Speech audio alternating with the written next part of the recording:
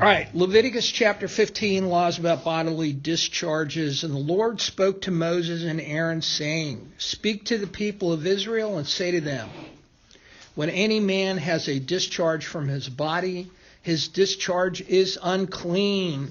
And this is the law of his uncleanness for a discharge. Whether his body runs with the discharge or his body is blocked up by his discharge, doesn't matter. It is his uncleanness. But remember, like with leprosy, mold, and mildew, this is a kind of thing that can easily be hidden. Right? Hey, Michael. Good morning. It can be in your body and cause you a lot of problems. Yes. And so this is the body that the Lord created, right? This is the body which is discharging, although the man, it's implied in this situation, really doesn't have any control over it. All right? So even in that situation, with us inhabiting the bodies that God has created, for women, it would be menstruation. Come on in. Hey, Frank. Morning, President. This is it. We're not hiding anybody. All right. So far. But you can check back later. You never know where it'll go. I could fit inside the cabinet. You could. Yeah, absolutely. So this is the kind of thing can easily be hidden. So a man has to come forth and declare that he had a bodily discharge. Yes, Christy. It mentioned it being red and green on the wall in there, in the King James Version. On the mold and mildew? Yes. Yeah, and that could be, it's just more detail for the priest to use as the priest was examining the mold. They could see where it was at. Yeah, but you could cover it with a picture. Oh, yeah, sure. Or with, so, yes. So, any other comments on that? The mold and mildew? All right. So this bodily discharge with man can easily be hidden. Every bed on which the one with the discharge lies shall be unclean, and everything on which he sits shall be unclean. And anyone who touches his bed shall wash his clothes and bathe himself in water, and shall be unclean until the evening. All right, skip down to verse 13. And when the one with a discharge is cleansed of his discharge, then he shall count himself 7 days for his cleansing and wash his clothes. So if you touch the bed that the man was on, you would be clean again by night. But the man who had the discharge, this is all very convoluted. And what's the word again? Cumbersome, I think, is a good one. Sydney, question? Not to be gross, but is this referring to like constipation and diarrhea? No, I think it's referring to a discharge from the sex organ, from the male sex organ. A discharge. Well, now semen is a good insight, but semen is mentioned later. Can't wait. We're going to get to that shortly. Just strap in, buckle in. I know you're excited to get to that. But this could be, for example... In my translation, it has an unusual discharge. So it's like boils and sores. Yes, except that this refers specifically to men. Okay? And sex.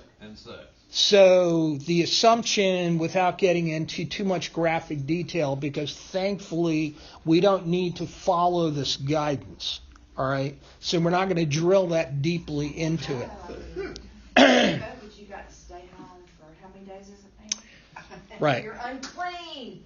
And if you play this right, you could stay at home forever, just if every 7 days you had a new discharge. I'm just kidding. So, I mean, God is very serious about this. I mean, this is a whole chapter that applies to this. All right? But if you think about it on a certain level, men and women is a good example too with their menstruation, their monthly menstruation. Women have no control over that. I mean, and to a certain extent, what's described here, the man doesn't have any control over it. It happens. But when it happens, you got to call yourself out and say, hey, I'm unclean. So that ties back into the discussion that we had last week.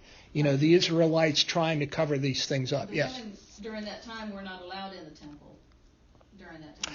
Well, the women would come to the entrance to the tent of Right. meeting and present themselves, and they would eat of the meal that their husband or uncle or whoever had sacrificed, and then he would bring the meal, and they had picnic tables set up outside the sanctuary, and you would eat your meal there. And when the temple was created, this is a good point, Christy, there was the court for women. Okay, it's a little bit less defined in the sanctuary, but when they get to the temple, eventually there was a place for where women could go, but Gentiles could not. Okay, so just more God saying, look, y'all are nasty. You're nasty. But, Lord, you created us. Yes, and I created you nasty. You're nasty. You're nasty because of that whole thing back in Eden when you sinned against me. It says in Romans that death came to all people, our bodies changed, all creation changed. For what? For eating the fruit of a tree that was forbidden. Not for murder or idolatry. You ate from the wrong tree. I told you not to eat from that tree. Okay, so when you think you're better than the prostitute or the idolater,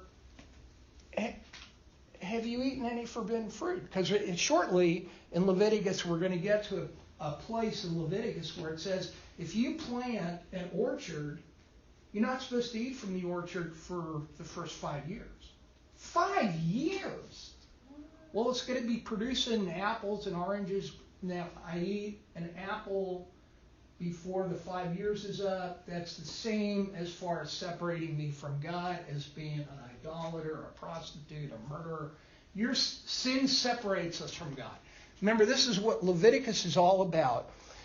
Is look, I'm coming to camp out with you. And y'all are nasty.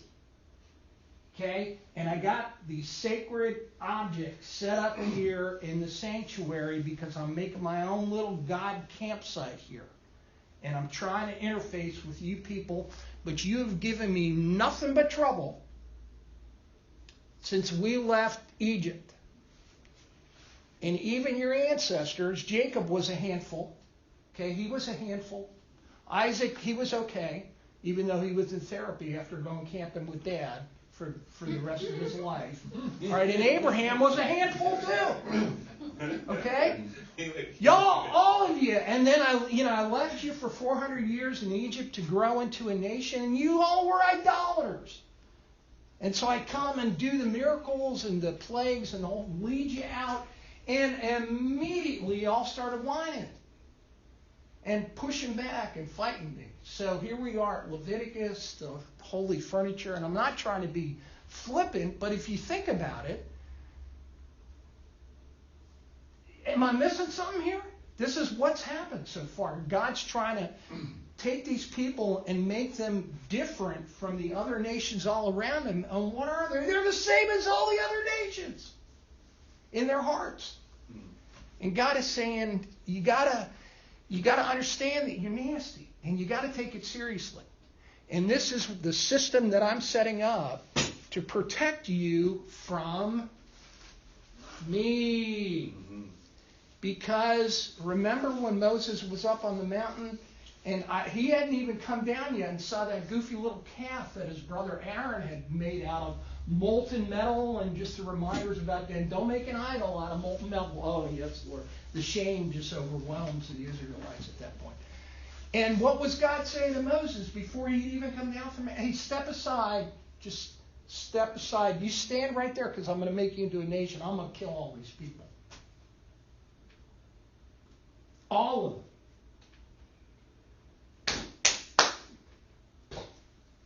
That was the mindset as God has given Leviticus. Okay, taking us through the whole thing. So we have to keep that mindset in mind as we go through this.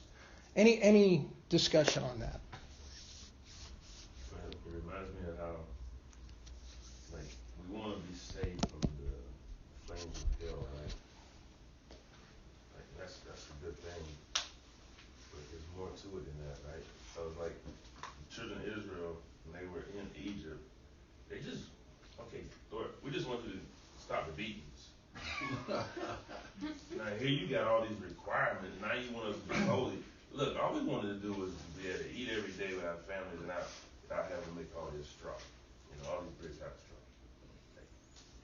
So it's deeper than, it's just like for them, it's deeper than richer than just, like there's things that come with salvation. Mm-hmm. We don't just get saved from They wanted the easy road. Yeah, like you get saved and have a relationship. Not just from I'm tired. So was being unclean all about not being able to go to the temple? Yes. Being unclean separated you from being able to either go to the sanctuary to participate in a process of worship or one of the sacrifices and so forth. It also could pass uncleanness to another person. So a husband, during the week of the wife's menstruation, if he touched his wife, he would become unclean, at least until he. So I mean, it's just this cumbersome God that's all throughout Leviticus, and but it didn't. It wasn't like you lost your salvation. It has nothing to do with salvation. Okay, and if you think about it, the bottom line for salvation in the whole Bible is you're either chosen by God for salvation or you're not. Okay, so as evangelicals, in Western evangelicals, we actually think that we have a certain amount of control over our salvation. And the Bible presents that we do. Okay, whoever believes, will be saved. At the same time, God chooses for salvation. How do those two work together? I have no idea. I really don't. But they're both there. Okay, so as evangelicals, what are we looking for? I'm looking for a formula. Come on, Lord, if I do this, and I do this, and then I'm saved, right? I'm okay, right? And God is yanking the rug right out from under me, going, maybe not. You need to pay attention. Read the Torah, okay? Read the letters of Paul. Read Hebrews. Read James. It's what he did, not what we did. Exactly. Mm-hmm. And how we react to that. Do people have free will? I'm going to tell you what, the Bible presents that people have free will. Every man is born to his time and his generation, and within the family and situation that you're born in, God gives you a certain amount of free will to react in those situations. But God controls everything that's around us. Brown, I'm sorry. Go ahead. I don't know, what you said a while ago sounded like Calvinism. Except for the fact that the Bible also presents, and Arminianism is not, in my opinion, a good representation of the flip side of Calvinism. What's Arminianism? Arminianism is the teaching, basically, that man completely controls his own destiny. That God put the gospel out there and the message of salvation, and that everybody's responsible to find it on their own. Okay, in my opinion, that is not biblical. But if you look at the verses involved, and maybe we could do a teaching on this on one Sunday, the Bible absolutely presents man as having free will. Within the realm of you can have possibility, like I can't become another person in another time. I mean, God created me to be born in my time, to my family, and so forth. And within the realm of that, the Bible teaches, or at least presents itself, that Joe, you have a responsibility and the ability to respond to stimuli in your life, whether it's a blessing or a curse, or it's pain, or it's illness, or it's a promotion, or whatever. React in a godly way in those situations. And in the midst of everything in the world, God is totally sovereign. You can do whatever you want. I think also if you're seeking for the truth, that God will bring it to you if you're looking. Absolutely. Just like Moses. Moses had to find out what his purpose was. His purpose was to do God's will and lead the children out of Egypt. But Moses had to grow up, and then eventually God led him to a place where he found out his purpose. Everybody has to find their purpose. Yeah, that's a great example. And so theoretically, at the burning bush, could Moses just stepped away and said, hey, I don't think so. Well, at the end of that discussion, he was trying to do that, Yeah. and God got him in the half Nelson and started rubbing his knuckles on his forehead, going, I'm not a good speaker, Lord. Well, who is it that made man's mouth? Who is it that makes man blind or deaf or unable to speak? And then he's like, oh, what? I'll tell you what, here comes your brother Aaron. All right, let's work something out. And so so the Moses of the New Testament is who? It's Paul. Okay, God grows Paul up in a household where he is able to become a Pharisee of Pharisees. He knows the law. He knows Torah so well that he's able to persecute these knucklehead Christians, these followers of this false Messiah, Jesus. And how did Paul get saved? God hit him over the head with a 2x4. Yeah. Boom! Paul! You're gonna be blind. Saul, why are you persecuting me? Who are you, Lord? I'm Jesus of Nazareth. Now, like Susan said, now you're going to be blind for 3 days so I can stir you up and you can take this seriously. And then we know the story. So Paul was trained the same way that Moses was trained in Pharaoh's household to know all the languages and how to write and how to record and how to talk to people and how to lead people. And then when he's 40 years old, Moses said, well, I'm gonna try that on my own. And he goes out and kills the Egyptian. And what does his brother do? Well, you going to kill me today? Because I saw you kill the Egyptian yesterday. So he scoots off. And then God eventually catches up with him and says, that whole thing with Pharaoh, that was to get you to this point. And here in Leviticus, where we are in Leviticus, we're only about 2 years and a few months since the burning bush. Okay, so even Moses is being trained up. I've gotten completely off track here. So, all right, back to bodily discharges. Verse 13. Josh, did you have something you wanted to say? I've talked over you for so long, you've probably forgotten it. It was about the calf thing, but you're way ahead of that. Okay, cool. All right, verse 13. And when the one with the discharge is cleansed of his discharge, then he shall count for himself 7 days for its cleansing, wash his clothes, bathe his body in fresh water, and shall be clean. On the 8th day he shall take 2 turtles. See, you got to make a sacrifice. Okay, it's almost like a woman, and as a matter of fact, I think it is the same sacrifice that a woman makes after childbirth. All right. 2 turtle doves or 2 pigeons come before the Lord at the entrance of the tent of meeting, give them to the priest. The priest shall use them, one for a sin offering, the other for a burnt offering. The priest shall make atonement for him before the Lord for his discharge. So this is a kind of thing where if you were a man and you didn't have integrity and you had a discharge, you could go, oh man, this is going to take a week. And I got things I got to do. So maybe it wasn't that big a deal. Nobody has to know. Nobody has to know. Nobody has to know. But God knows. See, who was going to say something? Somebody had their hand up. I've read it again. Okay, cool. Now, verse 16, if a man has an emission of semen, this is assuming that the semen is different from the other bodily discharge. He shall bathe his whole body in water and be unclean until evening. Well, that's a lot easier than the other discharge.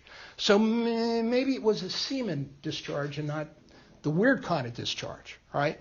So different ways that you can, except that there's a living God behind this, where he's trying to get these people to understand, whether you think it or not, I'm still in charge. And I know what's going on in your life.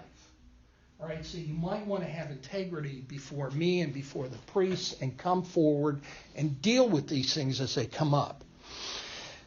Because who is ultimately in control of whether or not a man has a discharge of semen or whatever? God is in control of all situations. All right. Verse 17, and every garment and every skin on which the semen comes shall be washed with water and unclean until evening. If a man lies with a woman and has an emission of semen, both of them shall bathe themselves in water and be unclean until evening. All right. Verse 19, when a woman has a discharge and the discharge in her body is blood, she shall be in her menstrual impurity for 7 days. Whoever touches her shall be unclean until the evening, and everything on which she lies during her menstrual impurity shall be unclean. Everything also on which she sits shall be unclean. So I'm thinking here of with Jacob when he fled from Laban, right? And Rachel stole Laban's gods. He stole his idols, and then she hid them. And Laban came, and she said, "Well, I'm having my period, and I'm sitting on my camel saddle here." So, and he's like, "Yeah, I don't need to check that." All right, and that's where the gods were. All right, and they with such great pillars of the faith Jacob was. And sorry, go ahead. So women, when they were on their menstrual cycle, they were basically in quarantine for 7 days, pretty much. Well, as far as being unclean. I mean, you really weren't supposed to go out in public, right? Because if anybody accidentally brushed against you, they would be made unclean until evening. And they wouldn't know it. See, to getting it down to that level of detail, I'm not sure. And to be honest with you, Bible scholars aren't either. I mean, because we just don't have that much. It's not like there's a rabbinic commentary about this kind of stuff. Because I got to be honest with you, once we get past Sinai, okay, and then we get to the Promised Land, the Jews, the Israelites were really not that careful about keeping up with this stuff at this level of detail. Okay, they never were. Christy, do you have a question? I mean, you cut you off. Brent? So I think I just ask this is an opinion. I don't know if it's biblical or whatever, but because the people didn't have a big knowledge about bacteria, virus, microorganisms, that this kind of stuff, these laws were meant not just as an act of obedience toward God, just to do what He said, but to help prevent disease from transferring. I think that was part of the reason for all these things that God set up, these Levitical laws. Maybe. Although, we looked at the clean and unclean animals, there's really no scientific purpose for those animals to be unclean. There's really no reason for a woman who's had her menstrual cycle even 3,000 years ago why she had to separate herself from other people. There's no medical reason for that. Well, if the man has a blood-borne pathogen, it could be, but Scripture doesn't ever say that. Now we know through science about microbes and so forth. About 3,000 years after this was written, so maybe, could be. But the focus of this in Leviticus, at least from my perspective, is, look, I want you to do this. And some of it's not going to make any sense to you. I don't care. Do it. So it's just a matter of being it could obedient. be. Just being obedient, following. Absolutely. All right. Verse 24, and if a man lies with her and her menstrual impurity comes upon him, he shall be unclean 7 days, and every bed on which he lies shall be unclean. All right, so we're going to skip down to verse 31. Here's the key. Thus, you shall keep the people of Israel separate from their uncleanness, lest they die in their uncleanness by defiling my tabernacle that is in their midst. This is the law for him who has a discharge, became menstrual impurity, and so. And that's the key right there. God set the system up to protect people from Himself, saying, for whatever reason, I want you to follow these guidelines. They may not make any sense to you, but they make sense to me. This is what I want you to do. So, all right, now. Yes. Using the NIV, verse 33, for a woman in her monthly period, for a man or a woman with a discharge, and for a man who has sexual relations with a woman who is ceremonially unclean. Yeah, that would be having her period. Well, how does it I don't know. ceremoniously uncleanness? So What is yours? the English Standard Version says, and for the man who lies with a woman who is unclean. All right. Josh. How would somebody know if they were unclean? Well, if you're a man, if you have a bodily discharge, okay, that's how you would be unclean. If you're a woman and you're in your menstrual cycle, right, then you would be unclean. So it's a good question, Josh. So that's why there's so much detail laid out here. Now remember, nobody at this time has their pocket Leviticus, okay, that they can pull out and refer to. Oh, that one's on page 37. Okay, they got to go to the priests. They got to have a relationship with the priests. Moses is trying to teach this to the people. He's trying to teach it to Aaron, and they are through and through knuckleheads, all of them. All right, so it's like you can feel the frustration in Moses when you eventually get to Deuteronomy. Deuteronomy is kind of a recap of the whole thing, and Moses is not happy while he's writing it. Okay, Deuteronomy is basically 5 speeches that Moses gives to the people, and there's a lot of frustration in there. You can actually feel it as you read through it because he's been leading these knucklehead Israelites at that point for 42 years. All right, here we are, the Day of Atonement, Leviticus chapter 16. Day of Atonement taking place in God's earthly throne room, the Holy of Holies, the day when the Israelites' sins are forgiven, right? Isn't that the way that you've always thought about the Day of Atonement? This is the big day of the year where everybody's sins get forgiven, right? Isn't this how you guys think of the Day of Atonement? Right? It's the day of shame for the Israelites.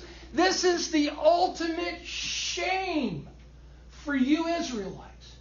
I've given you guidance all along in how you keep the holy furniture atoned for, cleaned, reset, and you're so bad at it that I got to take one day of the year to do nothing but a spiritual spring cleaning of my tabernacle and the holy furniture.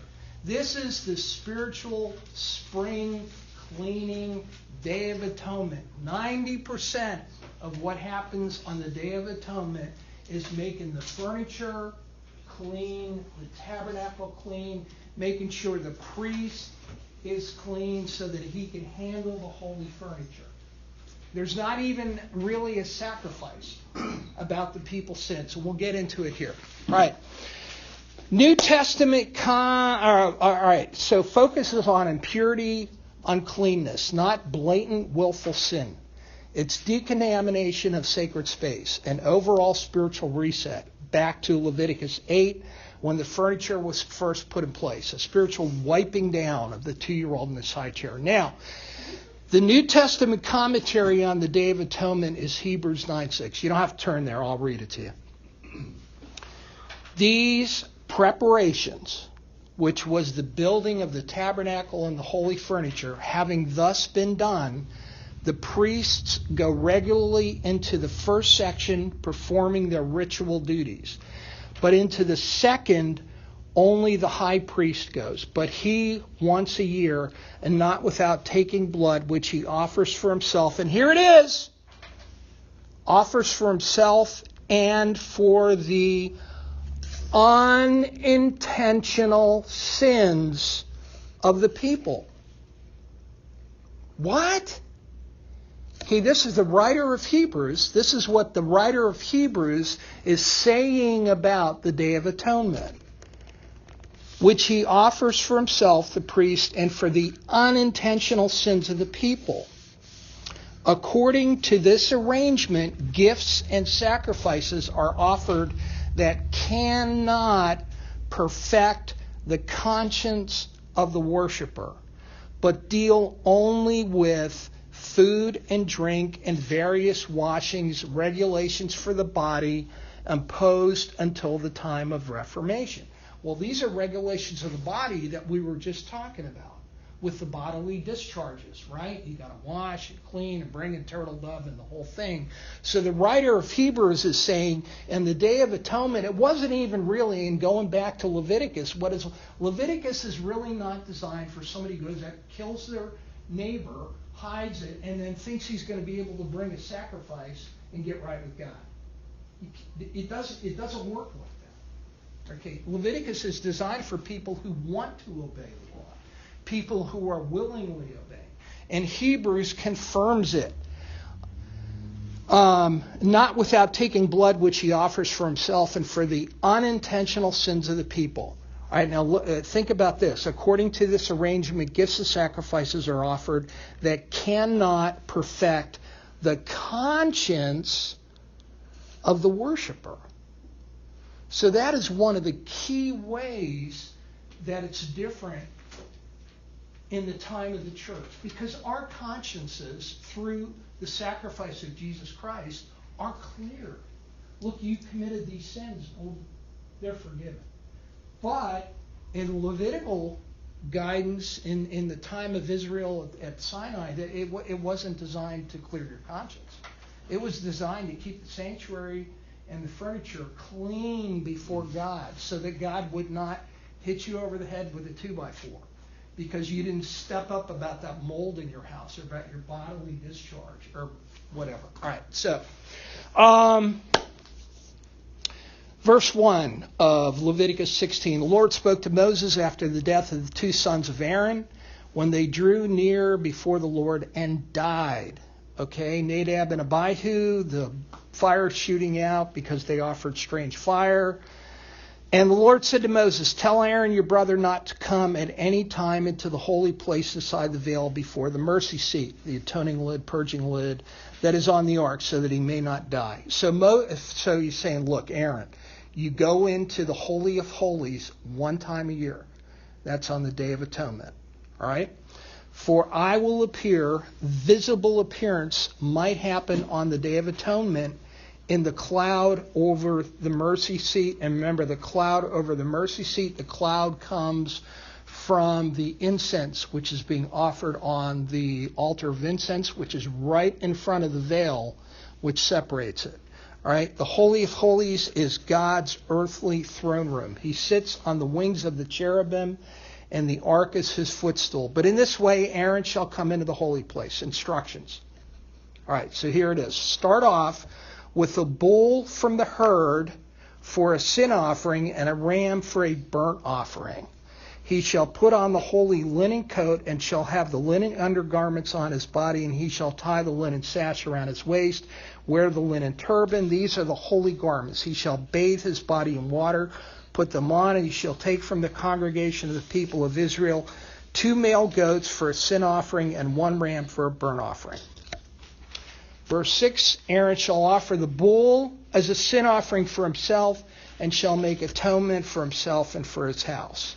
So this is allowing Aaron and the priesthood to serve in the sanctuary.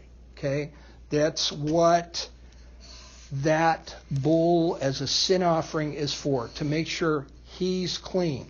Then he shall take the 2 goats and set them before the Lord at the entrance of the tent of meeting. And Aaron shall cast lots over the 2 goats, 1 lot for the Lord and the other lot for Azazel. Are you guys with me so far? All right, Azazel, literally, Azazel means the goat that goes away. Sometimes translated scapegoat. However, in this case, it's a proper name. 1 for the Lord and the other for Azazel. And he who lets the goat go to Azazel. Verse 26. Azazel is not mentioned anywhere else in the Bible. However, it is mentioned in the Dead Sea Scrolls and in 1 Enoch as the demonic leader of the angels who sinned in Genesis 6, 1 through 4. Genesis 6, 1 through 4, what happened with angels who sinned? Demons. Well, They were thrown to earth. they came to earth and did what? Lay with women. Lay with women. They took wives for themselves. Okay? Now, and I've heard that, but now, and so is that where the Anakim came from? Okay. That's part of it. Yeah. Okay, so those people are, Well, this is one. We're not going to get it. We're not going to get into it today. But the giant clans supposedly came from that mating between women, human women, and angelic beings that had so taken on that, human that form. brings in a whole nother discussion about. Christy, we angels. could spend a year on Yeah, that I know, discussion. okay. No, you're absolutely right. Angels not given. Able to reproduce. Well, Because Jesus says like that, when they were talking about the woman and how many husbands she had, who would be her husband in heaven, and that he was talking about, well, like the angels, they're not marriage or given in marriage. He in said heaven. marriage In heaven. in heaven.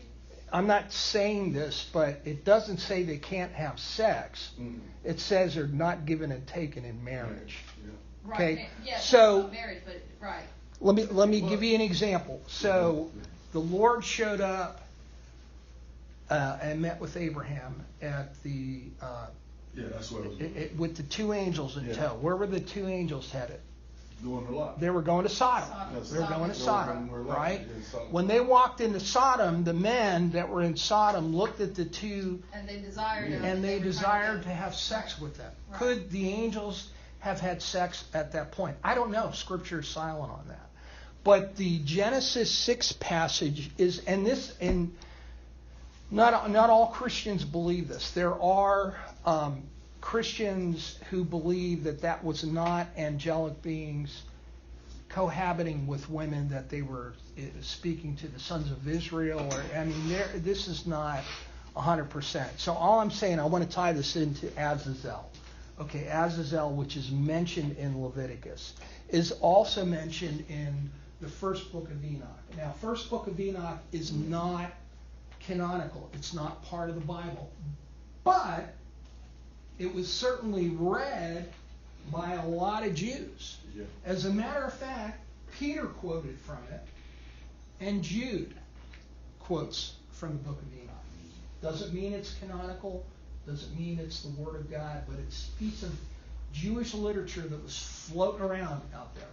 That God gave one of the greatest gifts to the human race at the end of World War II when the Dead Sea Scrolls were found. I don't know if you've done any reading about this, but the Dead Sea Scrolls in Qumran were hidden in a cave where this Israelite sect lived in the first century. They had copies of the Bible. They had copies of all kinds of Jewish literature. And I'm talking about the Old Testament. And the Dead Sea Scrolls, there are literally thousands of scrolls that were found. And they are still drilling into that and going through. Some of it supports the Bible we have now, like the Yes. and some of it doesn't. So they had copies there of, like, for example, the Book of Enoch and some of the other apocryphal books. And so these books were read by people in the first century outside of just reading the Bible. Okay, but what they have as far as scrolls and so forth that confirm the Bible going back past the first century, it's absolutely amazing. All right, so the Dead Sea Scrolls have to be filtered through, but they have, in general, offered a great deal to support the accuracy of the Old Testament that we have today. Josh? So would that also be like kind of like a piece of history, kind of? Oh, absolutely. Yeah. But because of the where they're located in Palestine, and it's a very arid climate, these scrolls and so forth were they didn't erode, they didn't Yeah, fall pottery. apart. Exactly. What did they have? Did they put it in a museum? Like, There are a number of institutions, primarily in the Middle East, that have control over these. And what they're doing now is they're taking photocopies of each of the scrolls, and they're placing them online. Oh, yeah, you know, right. So that scholars from around the world can look at the actual documents and drill into them from there. Okay, so back to Azazel. All right. So there's a Jewish tradition here that Azazel was the demon king enemy that existed in the desert. Note Leviticus 17:7. So they shall no more sacrifice their sacrifices to goat demons after whom they whore. God is sending their sins out to that goat demon where those sins belong. All right, so the lots are cast. One of the goats is going to be taken in and sacrifice the other goat. The sins of Israel is placed on that goat, and it's sent out to Azazel. All right? It's sent out to the goat demon in the desert where those sins belong. Done with that. Get out of here, Mr. Goat. Go out to the goat demon in the wilderness. I'm sending your sins away. All right. That's what's going on here. Any other comment on that? All right. So back to Leviticus 17:9. And Aaron shall present the goat on which the lot fell for the Lord, and use it as a sin offering. But the goat on which the lot fell for Azazel shall be presented alive before the Lord to make atonement over it, that it may be sent away into the wilderness to Azazel. Now this is not an offering to Azazel, since there is no sacrifice. Rather, the goat is a vehicle to remove impurity from sacred space and send it where it belongs, to God's enemy. Azazel, who is outside the camp in the desert wilderness, which is hostile to God and to the Israelites, dumping the spiritual offal, dung, waste in the wilderness at the feet of Azazel. Note that Jesus was tempted by the devil when Jesus was fasting 40 days in the wilderness. Okay? The desert wilderness, where you find God's enemies. All right, back to Leviticus 17:11. Aaron shall present the bull as a sin offering for himself, and shall make atonement for himself and for his house. He shall kill the bull as a sin offering for himself, and he shall take a censer full of coals of fire from before the altar, from the altar of the Lord, 2 handfuls of sweet incense beaten small, shall bring it inside the veil, and put the incense on the fire before the Lord. That's the altar of incense, and the cloud of the incense may cover the mercy seat that is over the testimony. What's the testimony? The 2 stone tablets that have the 10 commandments on them, which are in the ark. Okay, which is covered by the atoning lid, the mercy seat, it's often translated, so that he does not die. So you got to put the incense on to create the smoke so that he does not die. The smoke from the incense protects the high priest from God as the high priest enters the Holy of Holies and stands before the atoning purging lid, which covers the Ark of the Covenant. And he shall take some of the blood of the bull and sprinkle it with his finger on the front of the mercy seat on the east side. And in front of the mercy seat he shall sprinkle some of the blood with his finger 7 times. Then he shall kill the goat of the sin offering that is for the people. Now remember, the sins of the people were not laid on the goat that is brought to be sacrificed. They were laid on the goat which is sent out to Azazel. But God requires a sin offering here. And remember, what is a sin offering about? Dear God, I am unclean or sinful, and I want to be right with you again. But remember what Hebrews is saying about this. It was for unintentional sins, not necessarily for direct sins. Now, are all sins covered here? Who knows? Because only God knows that. But Aaron, following the instructions of God, then killed the goat of the sin offering that is for the people. Whatever that meant to God is what it meant. But Aaron was following the directions that God had given him, and to bring its blood inside the veil. And now this is key. The blood from that sacrifice is never sprinkled on the people.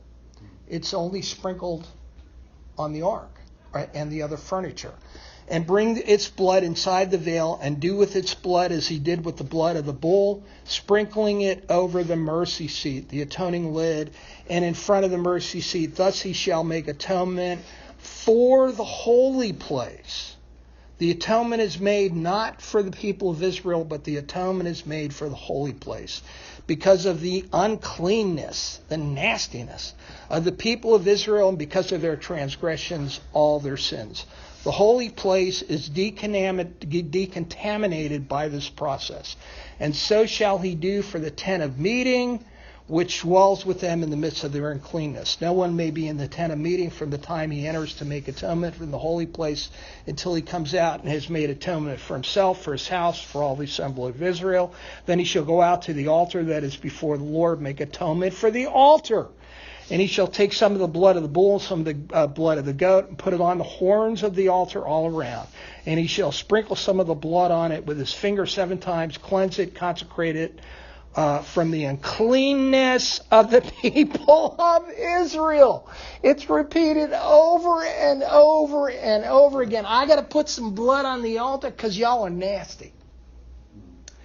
And I've been telling you all along how to make atonement for yourselves, but there have been gaps in that, and you haven't figured it out, and you haven't done it properly. So you know what? We're going to do once a year spring cleaning. I'm going to take care of all of it. I'm going to reset all this furniture.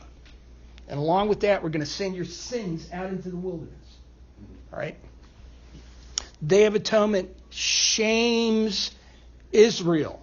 You can't properly keep the sanctuary and the holy furniture clean by following my guidance about atonement. So once a year, God has you do a spiritual spring cleaning, Day of Atonement, to make sure these items are clean from being contaminated by your spiritual nastiness. Verse 20, and when he has made an end of atoning for the holy place and the tent of meeting and the altar, he shall present the live goat, and Aaron shall lay both of his hands on the head of this live goat, confess over it all the iniquities of the people of Israel and all their transgressions, all their sins.